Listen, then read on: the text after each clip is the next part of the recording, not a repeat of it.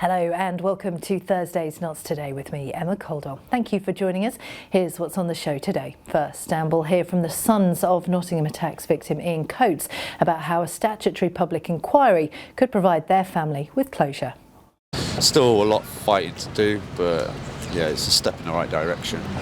It means a lot to us because it means there's going to be some accountability, and that's what we've been wanting as well. We'll have more on that shortly, plus we'll be finding out whether local campaigners feel positive about the progress on new assisted dying laws.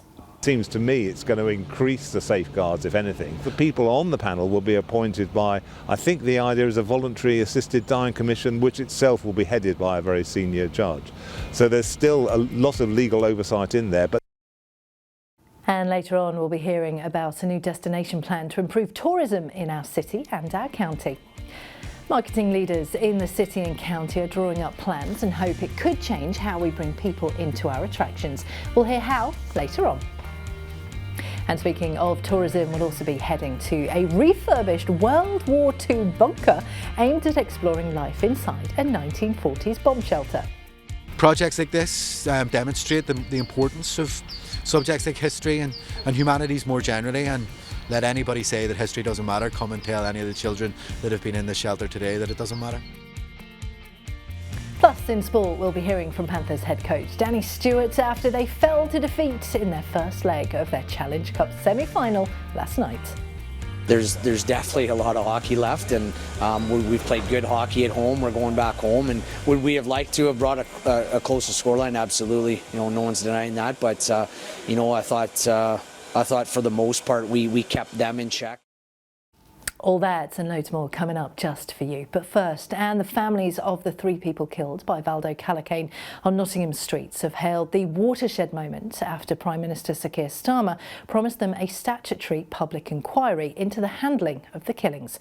It's expected to start within weeks, and we'll look at how public authorities like Nottinghamshire Healthcare NHS Trust, as well as Nottinghamshire and Leicestershire police forces, handled Callacane before he went on to kill Grace O'Malley Kumar, Barnaby Webber and Ian Coates in Nottingham in June 2023. Our local democracy reporter Lauren Monaghan was there and joins us in just a moment. But first, here's what they told us yesterday. There had to be something to happen, and fortunately we've come today and he's kept to his promise. It's going to be a full judge-led statutory inquiry which will hold people accountable for their actions, which will then bring changes to the system. We've seen over the last couple of weeks that the Nottinghamshire Mental Health and Nottinghamshire Police are absolute rock bottom failures, and now there will be some changes. It won't be a case of just an apology and we'll try better. There will be changes made, so the future, people in the future don't have to stand in the shoes that we're in at the minute, and fortunately for myself personally, the people in Nottingham they can have some sort of safety, and they don't need to keep watching the back or feel that they have no one to turn to. There will be changes made where people will be there to support them. Like I said to the Prime Minister today, it's the first little bit of closure that I've felt since the last year and a half. So yeah, still a lot of fighting to do, but yeah, it's a step in the right direction. It means a lot to us because it means there's going to be some accountability, and that's what we've been wanting as well. We're not here to see heads rolled, but obviously there are massive mistakes that have happened, systemic failures from all departments, from the NHS to the police, Leicestershire, Nottinghamshire, and our aim is to make sure that no one's stood outside number 10 in our position again. So it's really good news for us. The amount of messages I get through social media and from the public, from other Nottingham residents that have got family members going through issues with mental health, or they know somebody that's going through issues with mental health and they're worried that something bad's going to happen. At the minute, I feel there's no hope for them, but hopefully soon there will be changes, and they can have somebody that they can rely on. And as I said a moment ago, our local democracy reporter Lauren Monaghan went down to Westminster yesterday to speak with the families, and she joins me on the sofa now to tell us more about what this public inquiry could mean. Lauren, thank you for joining us today. So can you just refresh us on why the families were in London yesterday? So I appreciate this story is very well published, but I'll just go over it just in case there's anyone watching that isn't aware of the event that happened. So there was some tragic attacks in June 2023. So Valdo Calacane, diagnosed paranoid schizophrenic, he attacked and killed Barnaby Webber, Grace O'Malley Kumar, who were both 19 and Uni of Nottingham students, and Ian Coates, who was 65 and a school caretaker, with a knife. And then he went on to use Ian Coates' van to inflict serious injuries to 3 others in the city centre. He was sentenced to an indefinite secure hospital order in January 2024. A little bit of context on him with the schizophrenia side. He was diagnosed with paranoid schizophrenia in July 2020, and between May 2020 and February 2022, he had 6 mental health assessments which led to 4 hospital detentions. So what people would have heard a lot recently is the families talking about the systemic failings that happened to do with his care, which led up to this tragic attack. So February 5th, so not that long ago, a 302-page report was released by NHS England on Calacane's care and the treatment that he received, and it found damning failings into that. So just a few examples of what they found. He was able to skip vital medication quite easily, psychotic medication, and they found that the decisions about his care wasn't shared properly between the different parties that were responsible for his care.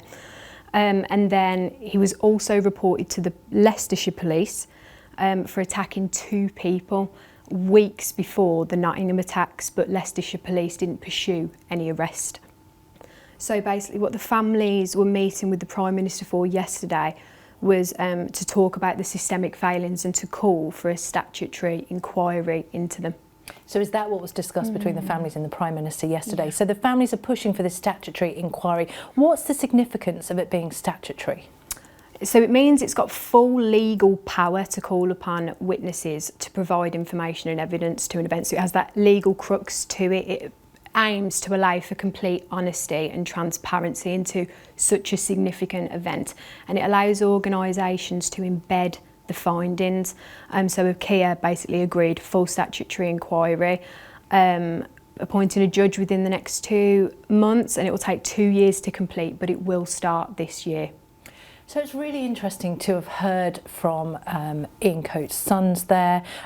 You spoke with the families yesterday. What have they said in response to that statutory inquiry being approved? So I think the general premise across the families is that the Prime Minister held to his promise. They really respect that.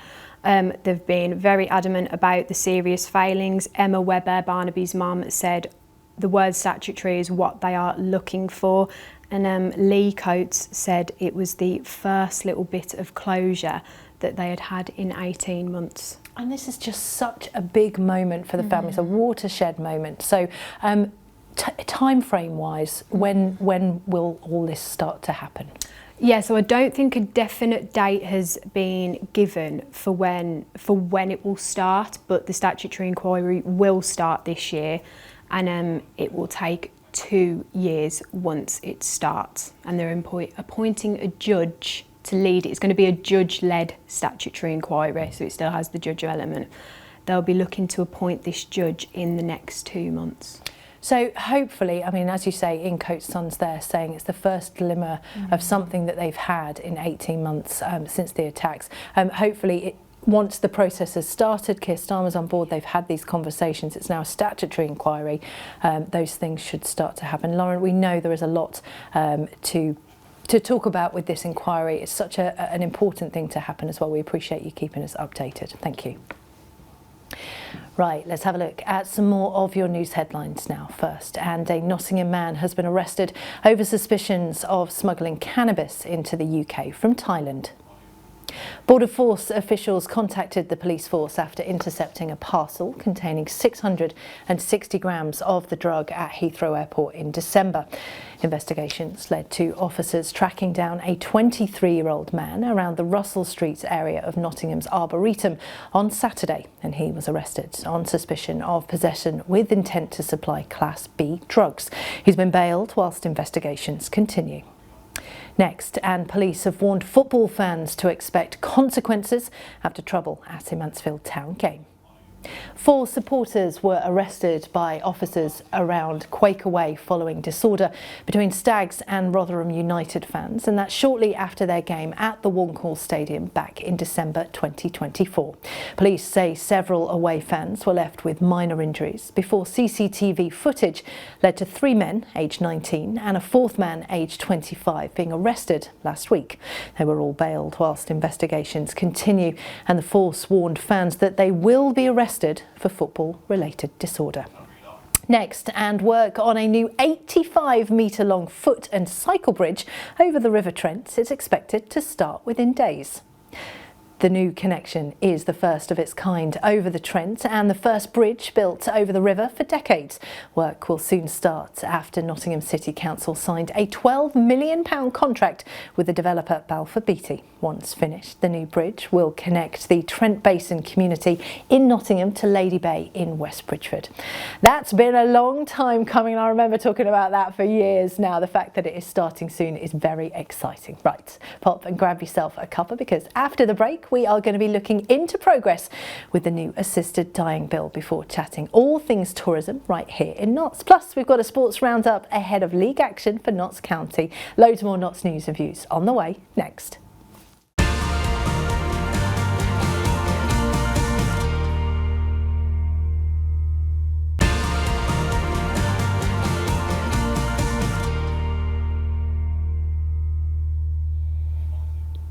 Hello and welcome back to Thursday's show with me, Emma Caldwell.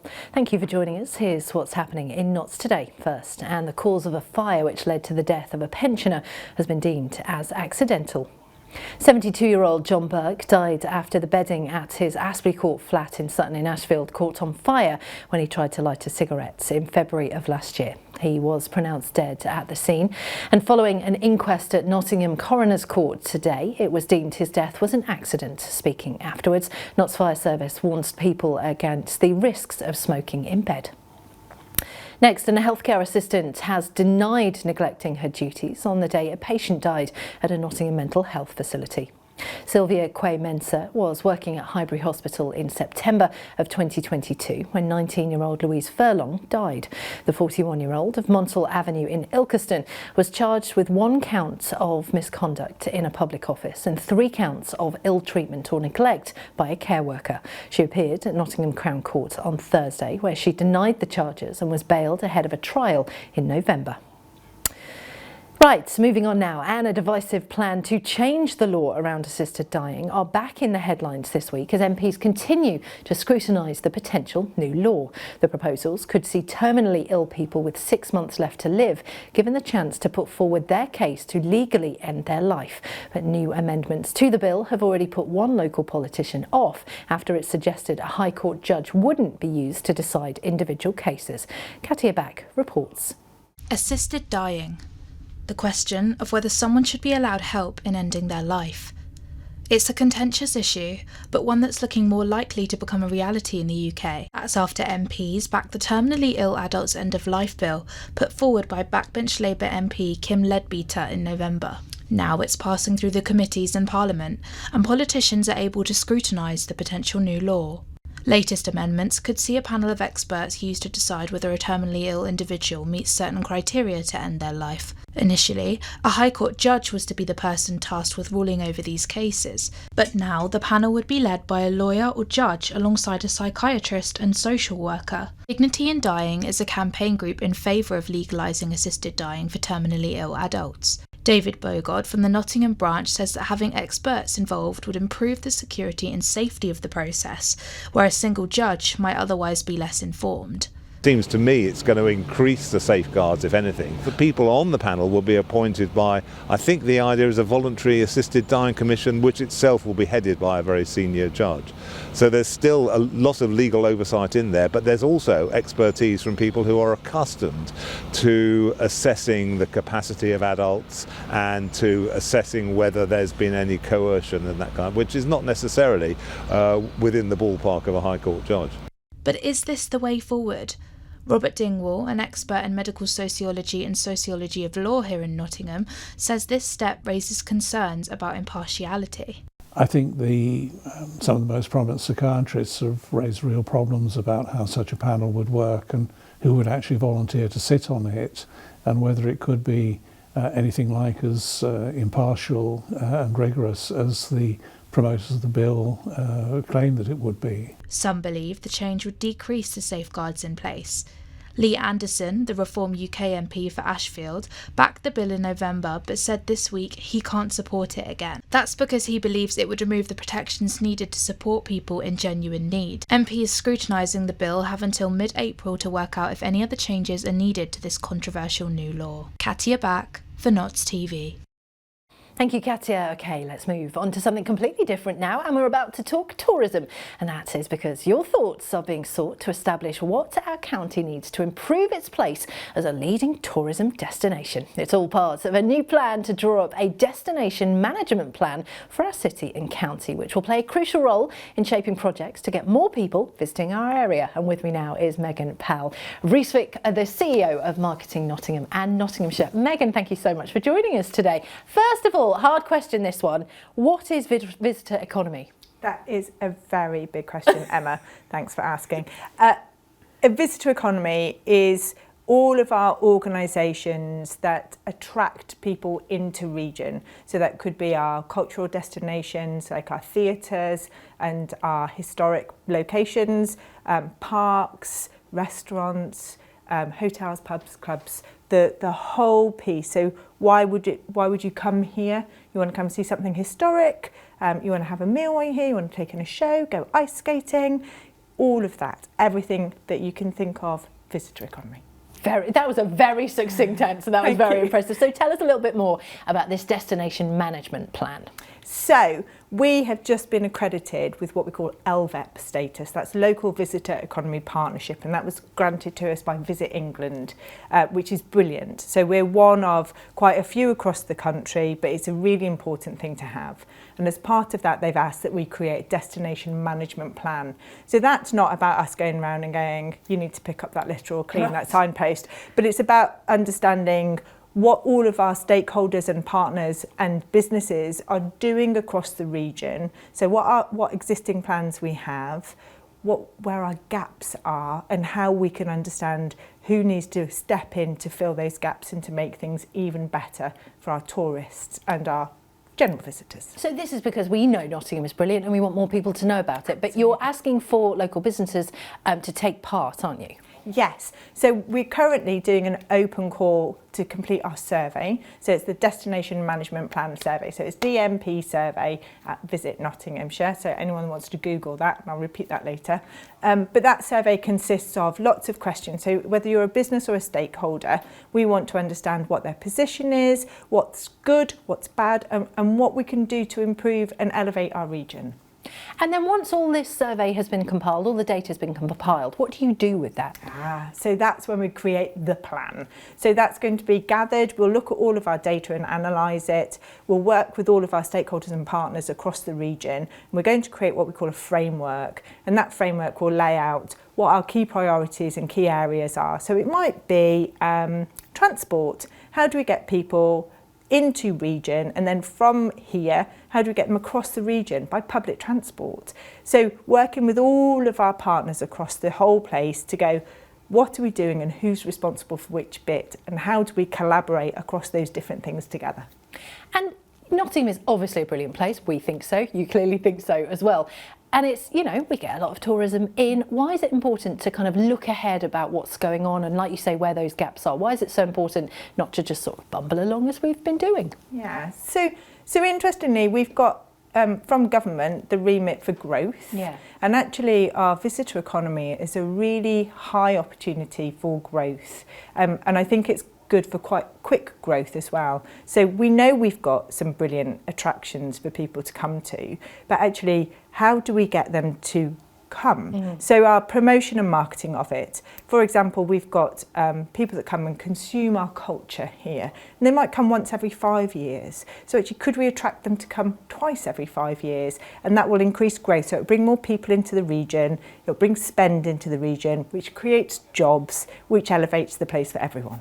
I love it. So who's involved in this survey? You were talking about the stakeholders. Who are they? So our stakeholders are a range of partners from our local authorities, our business improvement district, our universities, people that aren't necessarily in the visitor economy but are contributing to it or benefit from it. And then our businesses are, again, as I said, all of those beautiful places that support the visitor economy and welcome people to come and stay with them or experience our region. I love that. So now we just need people to get involved. How do they do that, Megan? So, as I said before, if they Google DMP survey visit Nottinghamshire, that will take them to our website with a link to click on. It's all online, it's really simple. But I ask you, please, please, please do it soon because the closing date is the 21st of February. Oh, okay. Very good. Thank you very much for sharing that with us. Appreciate it. Thank you so much.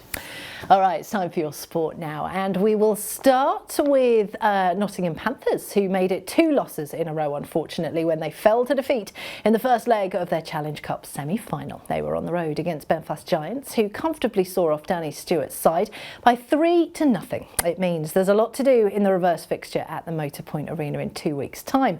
Afterwards, head coach Stewart said it's not over yet. There's definitely a lot of hockey left, and we've played good hockey at home. We're going back home, and would we have liked to have brought a closer scoreline? Absolutely, no one's denying that. But I thought for the most part we kept them in check defensively, but they capitalized on the 3 mistakes we made, and we weren't able to the other way. So yeah, going back home. I'm glad we're going back home for this one. But we'll be excited. We'll look at tonight and see things that we can do better. Into football now, and Notts County are in action tonight when they take on informed Port Vale away from home. Both sides are unbeaten in their last 6, but the Pies currently sit second in League 2 compared with Vale, who sit in 6th. Although Stuart Maynard's side know they will stay there regardless of the outcome tonight.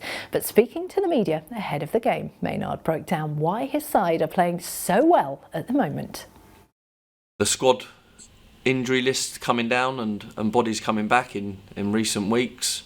I think we've performed to a very high level all season. We're punishing teams, we're being ruthless in the top end of the pitch, and defensively we've been excellent. We're at 12 clean sheets now, which is huge, and I'm a massive believer that clean sheets bring you real success. We're always going to score goals in the way we play, the way we set up, the way that we try and attack every game to win every game. But yeah, defensively it's a huge credit to the whole group in the way. And it's time for your Thursday picture of the day. Now look at this from Steve Plewinski, those lovely little daffodils. There is nothing that thrills me more than a spring daffodil. And of course, if you want to send your pictures to us, you can do it on our socials, Notts_TV. Weather-wise, unfortunately, the weather will not be very spring-like over the weekend. We've had highs of 5 today. It's dropping down to freezing overnight. You might need to de-ice your car in the morning. Staying to 4 degrees across Friday and Saturday with lows of 1. Visibility is good though, and that sunset time is still slowly creeping up. You've got to look for the joy in these things. All right, let's take another short break now. But when we get back, we will be hearing how young people in Nottingham can get involved with a festival celebrating all things Shakespeare, and loads more Notts news and views on the way, and the What's On guide too, in a sec.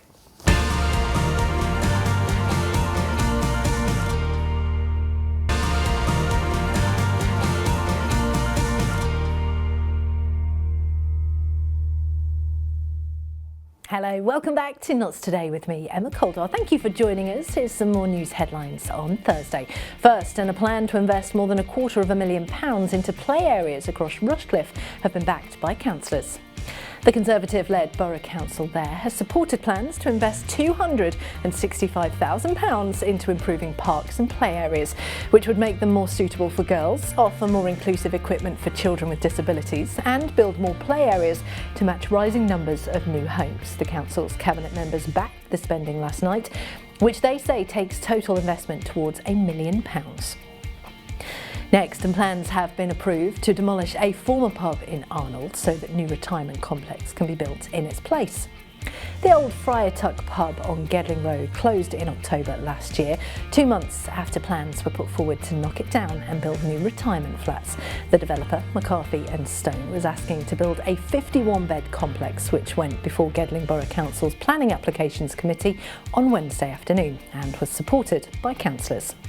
Time now for your Thursday What's On guide. If you're looking to go out and about tonight, loads of stuff going on. First up, American rock band Bowling for Soup. I know, they're at the Motorpoint Arena tonight, and if you're quick, there are still some tickets up for grabs. It starts at 6:30 p.m.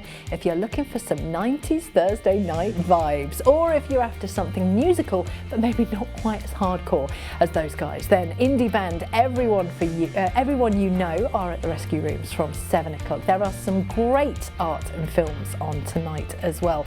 Motureo Akinola's immersive exhibition Knees Kiss Ground is on show at the Bonington Gallery. But if you fancy putting your feet up, then the Carousel is screening the Spanish documentary Dressed in Blue. That'll cost you £8.80, but all profits will be donated to Trans Kids Deserve Better. And as always, it's Tuned Thursday at Rock City if you fancy that. But whatever you get up to, have yourself a lovely Thursday evening and wrap up warm because blinking freezing. Now, all the way from the Scottish Highlands to right here in the East Midlands, Macbeth is coming to town this July. The Theatre Royal and Royal Concert Hall have just announced this year's Playmaking Festival, which allows young people to embrace their storytelling skills and create their very own adaptation of Shakespeare's infamous tragedy. Organiser Becky Morris joined me earlier and spilled all the gory details. Becky, thank you so much for joining us this afternoon. So first of all, tell us more about the Playmaking Festival. What is it? The Playmaking Festival is part of our Summer of Shakespeare at the Theatre Royal and Royal Concert Hall, and it is work that we do with our associate partner schools across Nottingham City and County. And what we essentially do is we put on a Shakespeare play between all of the schools. So we'll section it out, they each rehearse sections of it and then come together to put on the play in the Theatre Royal in front of a capacity audience. Oh, that sounds amazing. So how long has this been going on for? The project it's a partnership with the Royal Shakespeare Company. So that project, the Associate Schools Programme, has been going on since 2017. Wow. And the Theatre Royal was part of that at its inception. So it's been going on since then. But this year we've expanded the programme and got a load of new schools joining in. So it feels like it's the start of something this time, even though we've been doing it a while. It feels like it's a very exciting thing. So how are the schools chosen? How do they get involved? Well, we put out a call for schools to partner with us, not just for the Playmaking Festival, but to access all kinds of other things as well. We did this last summer, and then schools applied and we spoke to them, and really it was a conversation about how it would benefit them, what they would get out of it, and all the rest of it. And it's a conversation really, rather than a robust application process. And then they just sort of signed up, and it says sign up to a 2-year programme. So they will get to do the Playmaking Festival twice. And then if they want to stay in the programme, they absolutely can. But then we'll call out for other schools as well to join us. Oh, I love that. And why do you think it's so important that not only the schools and kind of the next generation of performers and Shakespeare fans get involved, but for the theatre as well? Why is it so important? I think it's hugely important for the theatre to make these connections with the community. And that really starts with our young people. And having the ownership of the theatre spread out into the community is really important. It belongs to all of us. And sometimes, particularly with Shakespeare, there are perceived barriers that perhaps it's difficult or boring or it's hard to understand. And this is a kind of way to open the door to that and to use what we call the RSC rehearsal room pedagogy. So the way that actors work with the Royal Shakespeare Company is the way that we work with our young people. So we don't sort of sit in a classroom and stare at scripts, we get it up on its feet. So what it does is it kind of encourages young people to to push boundaries and to try things, to experiment with things, and access the language for themselves. They unlock it for themselves. And in terms of broader theatre, the soft skills that go along with accessing that, the kind of self-esteem and the confidence and the ability to speak and to listen, that's really important, I think, for all of our young people. And it is a really good way of being introduced to Shakespeare as well. So, great performance, great production this year, Macbeth. How does the play get chosen each year? The schools chose it. Oh, cool. So we have got one primary and the rest are secondary schools, and then we've got one 3 to 19 school, and I just basically asked them, and they all said, well, the secondary schools are doing Macbeth for GCSE, primary school just went, oh brilliant, witches and murder, yeah, we'll do that. And everyone's really up for it, so yeah, they chose it, and then we'll choose another one next year. So then the schools get to come together with all the bits that they've done, and it culminates in a performance. Who gets to watch that performance? So we invite parents and family members, we invite other young people from the schools, and we put out invitations to kind of local celebrities to see if they want to come along. We can probably fill the theatre with those people, yeah. But there's also a community performance as well. So that's a separate thing that we're doing in our Shakespeare summer. We're doing a production of Hamlet. It's an adaptation, and it's called The Rest is Silence, which is Hamlet's last line in the play. Again, it's partnership work with the Royal Shakespeare Company. It's a co-production, and we're putting that on at the Royal Concert Hall, which is a huge space to be putting in. There's a lot going on for you guys. And where can we find out more? The TRCH website. You just go there and just do a search for Hamlet, or on our news pages. They'll give you more information about the Associate Schools programme. Brilliant. Becky, thanks for joining us. Thank you. Thanks, Becky. Right, let's have a look at some more of your news headlines now. First, and a shop owner has been handed a huge fine for trying to sell thousands of pounds of illegal vapes. The prosecution was brought forward by trading standards officers at Nottinghamshire County Council against 38-year-old Alan Alimin, who runs Bucharest Mini Market on Outram Street in Sutton. That's after they found more than 1,000 vapes with a sale value above £12,000. He admitted to the offences in Nottingham Magistrates Court and was fined £4,000. Next, and 2 suspected burglars were arrested by police after officers stopped a car in Arnold. Police were called to St Albans Road at about 3:30 in the morning on Tuesday when a woman reported her home had been broken into. The victim, who wasn't at home at the time, was able to report a number of items missing. Police then pulled over a vehicle on Sergie's Lane a short time later and arrested 2 men, aged 36 and 38, on suspicion of burglary. The 38-year-old was also arrested for drug driving offences. And a suspect has been charged following an alleyway attack in Worksop. Detectives launched an investigation after the victim was targeted near Priory Mews as she walked home at about 11:30 p.m. on Saturday. An offender allegedly snatched the woman's handbag before assaulting her and fleeing with items from the bag.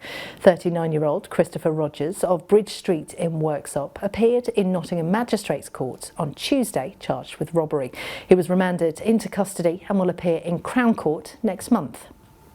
Right, lastly, let's take one other look at our top story from earlier, and that's the families of the 3 people killed by Valdo Callacane on Nottingham streets, hailing the watershed moment after Prime Minister Sir Keir Starmer promised them a statutory public inquiry into the handling of its killings. It's expected to start within weeks and will look at how public authorities like Nottinghamshire Healthcare NHS Trust, as well as Nottinghamshire and Leicestershire police forces, handled Callacane before he went on to kill Grace O'Malley Kumar, Barnaby Webber and Ian Coates in Nottingham in June of 2023. Here's what the sons of Ian Coates told us yesterday when we spoke to them outside the Downing Street gates. There had to be something to happen, and fortunately we've come today and he's kept to his promise. It's going to be a full judge-led statutory inquiry which will hold people accountable for their actions, which will then bring changes to the system. We've seen over the last couple of weeks that the Nottinghamshire Mental Health and Nottinghamshire Police are absolute rock bottom failures, and now there will be some changes. It won't be a case of just an apology and we'll try better. There will be changes made, so the future people in the future don't have to stand in the shoes that we're in at the minute. And fortunately for myself personally, the people in Nottingham can have some sort of safety, and they don't need to keep watching the back or feel that they have no one to turn to. There will be changes made where people will be there to support them. Like I said to the Prime Minister today, it's the first little bit of closure that I've felt since the last year and a half. So yeah, still a lot of fighting to do, but yeah, it's a step in the right direction. It means a lot to us because it means there's going to be some accountability, and that's what we've been wanting as well. You know, we're not here to see heads rolled, but obviously there are massive mistakes that have happened, systemic failures from all departments, from the NHS to the police, Leicestershire, Nottinghamshire, and our aim is to make sure that no one's stood outside number 10 in our position again. So, you know, it's really good news for us. The amount of messages I get through social media and from the public, from other Nottingham residents that have got family members going through issues with mental health, or they know somebody that's going through issues with mental health and they're worried that something bad's going to happen. At the minute, I feel there's no hope for them, but hopefully soon there will be changes and they can have somebody that they can rely on. Right, it's time to take one final break now, but we've got loads more coming up after the ads, and that includes university, college and school students planting a new wildflower meadow and also heading to a war bunker in West Bridgford. All that's on the way next.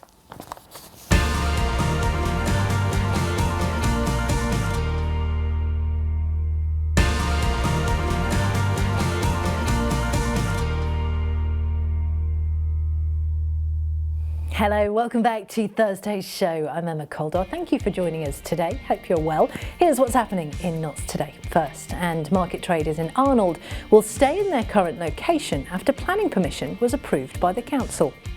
The traders have been based on Eagle Square since they were relocated from Marketplace, so the new AMP indoor market facility could be created. The original plan was for them to move back once the multi-million-pound building was completed, but surveys found traders and shoppers preferred the current location. Cabinet members supported plans for them to remain last year, and now official planning consent has been provided.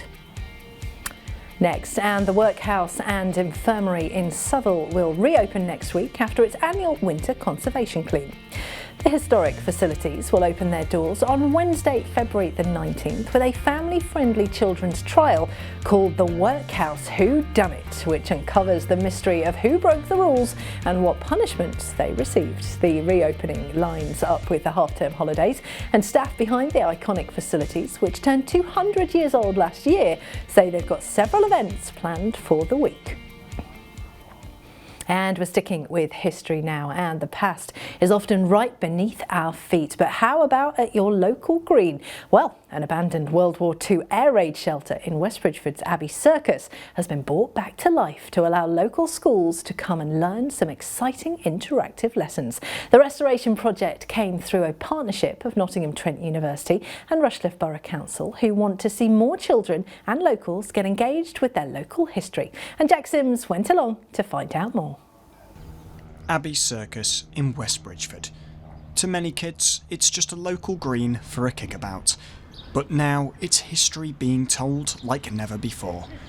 That's because this unsuspecting hill is actually a World War II community air raid shelter, which was constructed to protect 100 residents from the Luftwaffe bombs during the Blitz. Following the war, the structure was abandoned, being nothing more than a relic of a time gone by.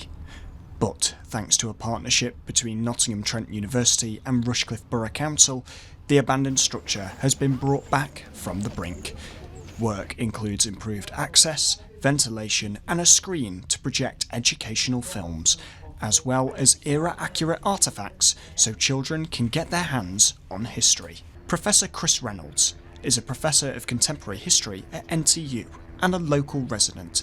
He saw an opportunity to return the shelter to its former glory, as well as making it an educational space for local schools to get involved with. Projects like this demonstrate the importance of subjects like history and humanities more generally, and and to see how much they enjoy it, how engaged they are, the questions they asked, and let anybody say that history doesn't matter come and tell any of the children that have been in the shelter today that it doesn't matter. Those children are Year 5 pupils from the St Edmund Campion Academy who were invited to step into history. And despite the darkness, they say that it's brightening their minds. I really enjoy reading like World War II books, but to be actually in an air shelter, it's really cool. Why do I not have one in my backyard? But it's not just the classrooms where the project is hoping to help. It'll benefit the community too, as Councillor Abby Brennan hopes the site will help residents to know their history. Well, it brings to life their history, doesn't it? It brings to life the history of the area, and it's something that they can experience, and perhaps some will come from generations of families that may have used it in the past. So, of course, this was built for the local community, and hopefully it will spark an interest for local kids, for history buffs, and hopefully in time for the wider local communities. But it's safe to say, in terms of local learning, this shelter really is the bomb. Jack Sims for Notts TV. Isn't that fabulous? Thank you, Jack. Right, moving on now. And when you look outside our windows or have a walk through nature, you can't help but think it all just looks a very grey skies at the minute. And it's not all because of the weather or the sky or the fact it's winter, but because research has shown the UK has lost about 97% of all its wildflower meadows since the end of the Second World War. I know, that's part of the reason why outdoor walks just aren't so colourful. But these meadows are vital in supporting key habitats and wildlife too. But a project this week has seen university, college and school students uniting to plant new life and spruce up a campus too. And our reporter Katerina Savadash went along to find out more. Once wild meadows and heathland filled the country and supported various different wildlife. Now, they are mostly vivid memories replaced by brown fields and lost habitats. Research suggests these wildflower meadows have decreased by about 97% since the Second World War. But to change that, the Students Organizing for Sustainability UK group started a movement. The Wild on Campuses project is all about restoring damaged nature and reconnecting students with the land beneath their feet. Senior project manager Joe Wilkinson says the initiative is more than just about planting trees. So the UK is one of the least biodiverse countries in the whole of the world, and we think that campuses like this one here at the University of Nottingham have got loads of opportunity to replenish nature. The overall goal of the programme is to use campuses and the places that students learn and students spend a lot of their time to help recover the nature that's been lost. To breathe life back into campuses, students from the University of Nottingham, Nottingham College and Blue Coat Aspley Academy joined forces. Ben Wright, who is a biodiversity officer at Archway Learning Trust, emphasized the importance of the hands-on experience for a younger generation. Take part in practical exercises that's going to bring them close to nature. You know, some of our children are from deprived areas that won't necessarily have this kind of access. They might even be a refugee or something like that. So it's really important that we connect them with nature. Tree planting and hedge laying are the heart of the project, aiming to recreate wildlife across the campuses. But what does it actually mean for the animals' habitat?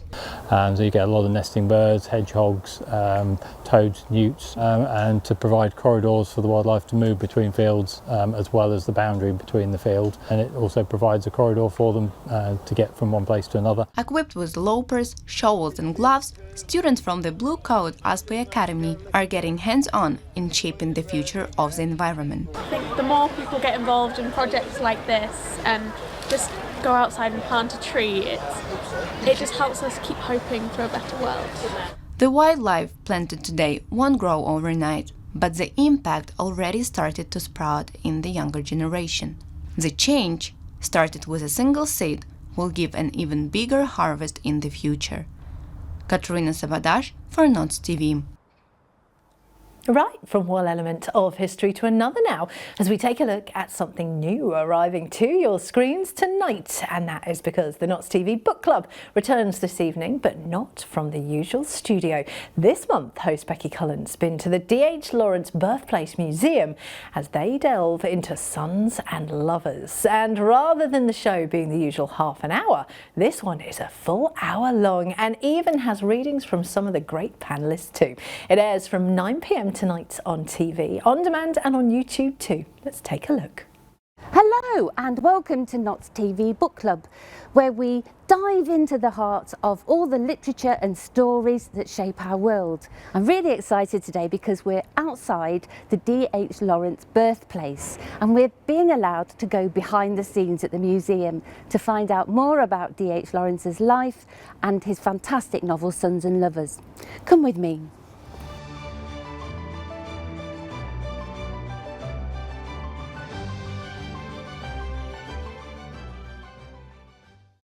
I never saw a wild thing sorry for itself.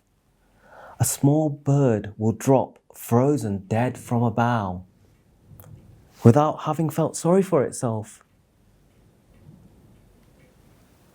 The tiny fish enjoy themselves in the sea. Quick little splinters of life. Their little lives are fun to them in the sea.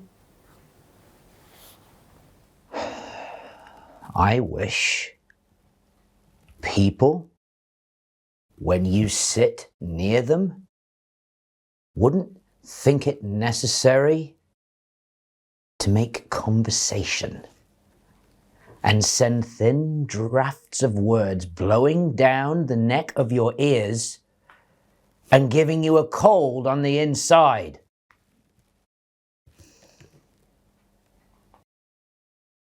Oh, very dramatic. Elsewhere on the channel, and in case you missed it, we had the latest team talk out last night, and here's what the panel had to say of Forest's chances of winning the FA Cup.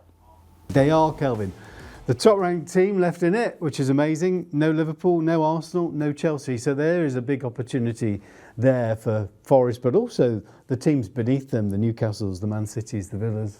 Yeah, I think everyone will be looking at that situation, seeing that the so-called big guns that have gone out and an opportunity to win a trophy. I think with Forest, yeah, it'll be great. Obviously, they'll look at that and see an opportunity. But I think the bread and butter will be the Premier League. You know, where they are in the league at the minute and what they could achieve is something, you know, incredible. And I think the club know that, and I think Nuno knows that. I don't think they'll put the FA Cup on the back burner as such as playing kids and things like that. It'll be, you know, try and manage it well. You know, the good thing with Forest this season, and touch wood, I'm not tempting it here, is that they've not had many injuries.